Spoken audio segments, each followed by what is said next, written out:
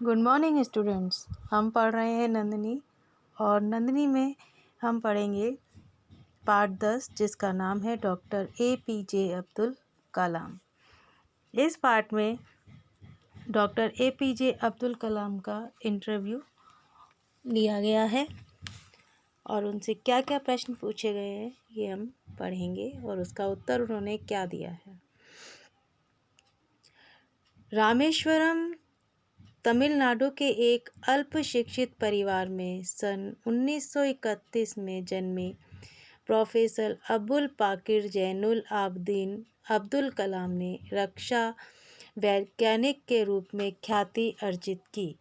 बेटा, इनके जो पूरा नाम है इस पर आप अंडरलाइन कर लेंगे और कब जन्मे और कहाँ जन्मे ये भी। उन्हें भारत रत्न से सम्मानित किया गया। कलाम का व्यक्तिगत जीवन समस्या से भरा रहा है। दिन में 18 घंटे काम करने के बीच वे वीणा बजाने का अभ्यास भी करते थे। वे बच्चों और युवाओं की आंखों में विकसित भारत की तस्वीर देखते थे। ऐसे महान व्यक्ति ने एक दिन हमारे अनुरोध पर बच्चों के लिए समय निकालकर साक्षात्कार किया। इनका एक कथन है कि चिंतन पूंजी है, उद्यम जरिया है और कड़ी मेहनत समाधान है। अब उनसे क्या क्या प्रश्न किए गए हम वो देखते हैं। प्रश्न: वह कौन सी घटना थी जिसने आपके जीवन को एक नई दिशा दी, आपको एक महान इंजीनियर और वैज्ञानिक बनाने का मार्ग दिखाया? उन्होंने उत्तर दिया कि यह घटना उस समय की है जब मैं 10 वर्ष का था और 5वीं कक्षा में पढ़ता था। मेरे अध्यापक श्री शिव सुब्रमण्यम अय्यर हमें चिड़िया के उड़ने का सिद्धांत समझा रहे थे। उन्होंने श्यामपट्ट पर चित्र बनाकर हमें लगभग 20 मिनट तक समझाया कि चिड़िया कैसे उड़ती है, पंख फड़फड़ाने और संतुलन बनाने के लिए उसकी पूंछ कैसे काम करती है। पूरा समझाकर उन्होंने हमसे पूछा कि समझ में आया। मैंने और कई अन्य बच्चों ने कहा कि हमें समझ में नहीं आया।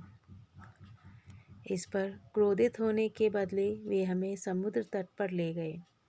वहाँ हमने अनेक पक्षियों को उड़ते हुए देखा। वहाँ पक्षियों की उड़ान भरने की प्रक्रिया मुझे अच्छी तरह समझ में आ गई। पैरों की मरोड़, पंखों की गति, पूंछ में संतुलन, सभी क्रियाओं का सामंजस्य सब स्पष्ट हो गया। अंत में उन्होंने बताया कि पक्षी आंतरिक प्रेरणा और जीने की इच्छा शक्ति से उड़ता है। इस पर आप अंडरलाइन करेंगे और उनके अध्यापक का नाम उस पर अंडरलाइन करेंगे और वो कौन सा सिद्धांत समझा रहे थे ये भी अंडरलाइन में लेंगे आप, और उस समय कितने वर्ष के थे और कौन सी कक्षा में पढ़ते थे। अब आगे, इस अध्याय से पक्षियों की उड़ान की तकनीक के साथ साथ हमें जीवन की एक गहरी शिक्षा भी मिली। वो क्या शिक्षा थी कि बेटा, कि आंतरिक प्रेरणा और जीने की इच्छा शक्ति से हम कठिन से कठिन कार्य भी आराम से कर सकते हैं।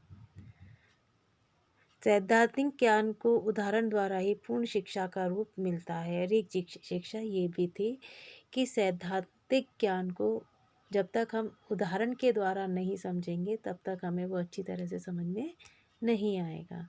तो पूर्ण शिक्षा का रूप तभी उसको मिलता है जब हम उसको उदाहरण के द्वारा समझते हैं। रामेश्वरम के तट पर पक्षियों की उड़ान मेरे मन की गहराई तक उतर गई। यह मेरे जीवन का महत्वपूर्ण अध्याय था। इसके बाद ही मैंने उड़ान विज्ञान को अपना विषय बनाने का निश्चय किया था। मैं उनका आभारी हूँ कि जिन अध्यापकों के पढ़ाने की विधि ने मेरा भविष्य तय कर दिया। इससे मैंने अपने जीवन का लक्ष्य और उद्देश्य निर्धारित कर लिया। मैंने भौतिक विज्ञान का अध्ययन किया। आगे चलकर मद्रास इंस्टीट्यूट ऑफ इंजीनियरिंग में पढ़ाई की और रॉकेट इंजीनियर, एरोप्लेन इंजीनियर और तकनीक विशेषज्ञ बना। यहाँ भी अंडरलाइन कर लेना बेटा। अब उनसे प्रश्न पूछा गया कि विज्ञान विषय पढ़ने के लिए क्या क्या तैयारियाँ आवश्यक हैं। तो उन्होंने कहा कि सबसे आवश्यक है शिक्षक और विद्यार्थी के मन में विषय के प्रति लगाव, विद्यार्थी के मन में प्रबल जिज्ञासा, मतलब हर चीज़ को जानने की उसके मन में इच्छा हो। विज्ञान हमें एक विशेष दृष्टि प्रदान करता है जिससे हमारी मानसिक अनिश्चितता समाप्त हो जाती है और यह दृष्टिकोण हमें समस्याओं को सुलझाने की शक्ति प्रदान करता है। हम यह चाहने लगते हैं कि उस समस्या को सुलझाएं जिसे किसी ने अब तक न सुलझाया हो। इसलिए न्यूटन के गुरुत्वाकर्षण सिद्धांतों की खोज, आइंस्टाइन के रिलेटिविटी थ्योरी, स्टीफन हॉकिंस की स्ट्रिंग थ्योरी, सीवी रमन जिन्हें नोबेल पुरस्कार मिला, उनके बारे में पढ़ना हमें अच्छा लगता है। चंद्रशेखर सुब्रमण्यम जो चंद्रशेखर लिमिट और ब्लैक होल के लिए जाने जाते हैं। श्रीनिवास रामानुजन जो अंकगणित सिद्धांतों के जन्मदाता हैं। उन्हें पढ़ना हमें अच्छा सैद्धांतिक विज्ञान आधार प्रदान करता है। हम आविष्कार और खोज के महत्व को उपयोगिता के साथ समझ पाते हैं। आगे उनसे भारत के बारे में पूछा गया कि 2020 तक हमारे देश का स्वरूप कैसा होगा। तो उन्होंने बताया कि हमारे देश का स्वरूप उस समय तक बहुत सुंदर और सुखद होगा। उन्होंने कुछ पॉइंट्स बताए इसमें।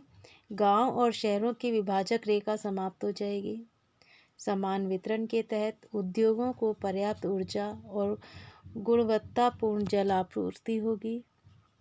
कृषि उद्योग और सेवा क्षेत्रों में सामंजस्य के साथ काम होगा। कोई भी मेधावी विद्यार्थी शिक्षा और विकास के मूल्यों से वंचित नहीं रहेगा। यह राष्ट्र योग्य विद्यार्थियों, वैज्ञानिकों और पूंजी निवेशकों की मंजिल होगा। श्रेष्ठतम स्वास्थ्य सेवाएं होंगी। राष्ट्र की शासन व्यवस्था पारदर्शी और भ्रष्टाचार से पूर्णतः मुक्त होगी। गरीबी और अशिक्षा जड़ से समाप्त हो जाएगी। स्त्रियों और बच्चों के विरुद्ध अपराध पूरी तरह नियंत्रण में होंगे। किसी के अधिकारों का हनन नहीं होगा। समृद्ध, स्वस्थ, आतंक रहित, प्रसन्न और शांतिपूर्ण राष्ट्र जो जीवन यापन के लिए सर्वोत्तम स्थान होगा, जिसे अपने नेतृत्व पर गर्व होगा। अब उनसे प्रश्न किया गया कि आपको भारतीय समेकित प्रक्षेपण विकास कार्यक्रम का अविवादित जनक कहा गया है। कृपया हमें IGMDP, जिसका पूरा नाम है इंटीग्रेटेड मिसाइल डेवलपमेंट प्रोग्राम,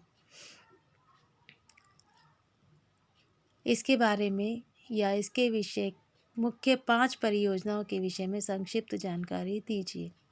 तब डॉक्टर कलाम ने इसके बारे में जानकारी दी कि सन 1983 में IGMDP के अंतर्गत 5 प्रक्षेपास्त्रों को विकसित करने का विचार किया, जिसमें पहला है पृथ्वी, जो सतह से सतह पर प्रक्षेपण की क्षमता रखता है और इसकी क्षमता है 150 किलोमीटर।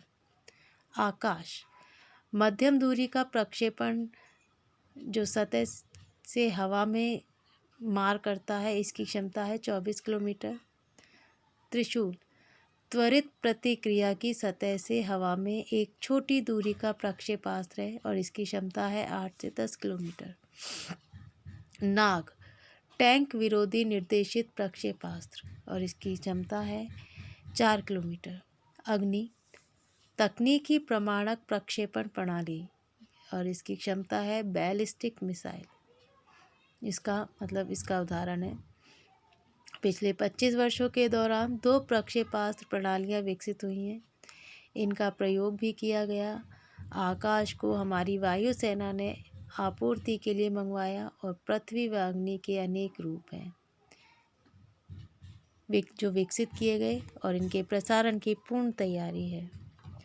अब उनसे प्रश्न किया गया, शिक्षा व्यवस्था के विकास में सूचना और संचार की क्या भूमिका हो सकती है।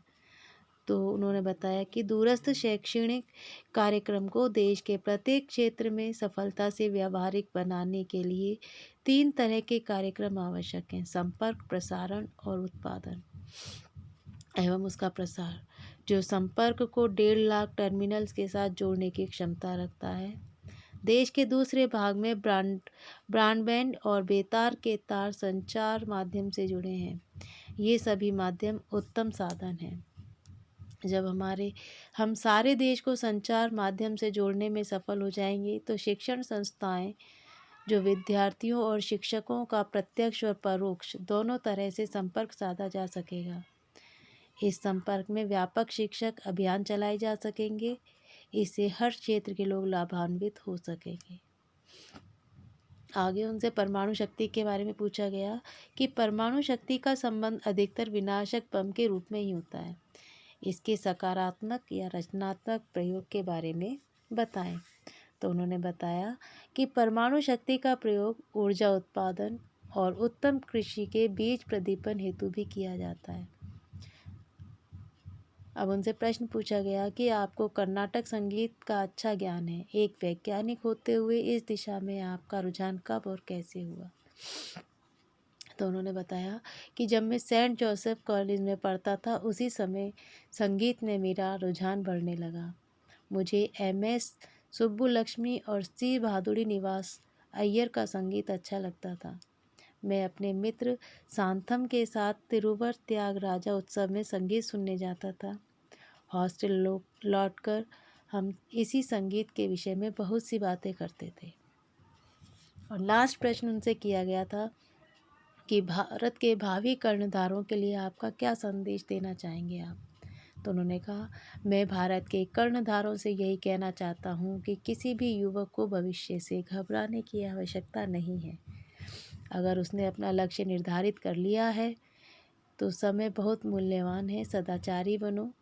तुम आत्मविश्वास रखो कि तुम्हारे पास हर समस्या का समाधान है या उसका सामना करने की क्षमता है। ऐसा करके तुम अपने लक्ष्य को सरलता से प्राप्त कर लोगे। जय हिंद। इस तरह से हमारा ये चैप्टर कंप्लीट हुआ है। इसके चैप्टर को आपको दोबारा पढ़ना है। कठिन शब्द और ये शब्दार्थ आपको अपनी कॉपी में लिखने हैं। इसके साथ ही क्वेश्चन नंबर 2 निम्नलिखित प्रश्नों के उत्तर दीजिए। इसके तीनों प्रश्न भी आपको अपनी कॉपी में करने हैं। तो इसके उत्तर मैं आपको बता देती हूँ। पहला है, डॉक्टर कलाम का पूरा नाम लिखिए। ये मैंने आपको पहले ही बताया है कि आप इस पर अंडरलाइन कर लें। और नाम है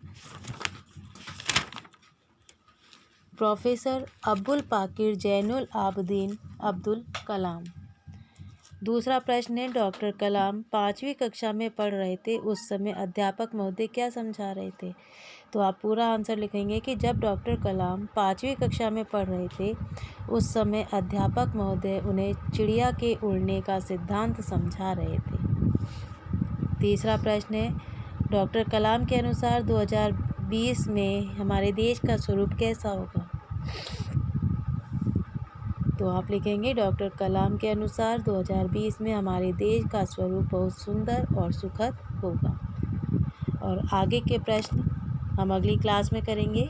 तो आप इन्हें अब तक अपनी कॉपी में, फेयर कॉपी में करेंगे। शब्दार्थ, कठिन शब्द और ये वाली क्वेश्चन आंसर। और इससे पहले आप चैप्टर को पूरा अच्छी तरह से और पढ़ लें।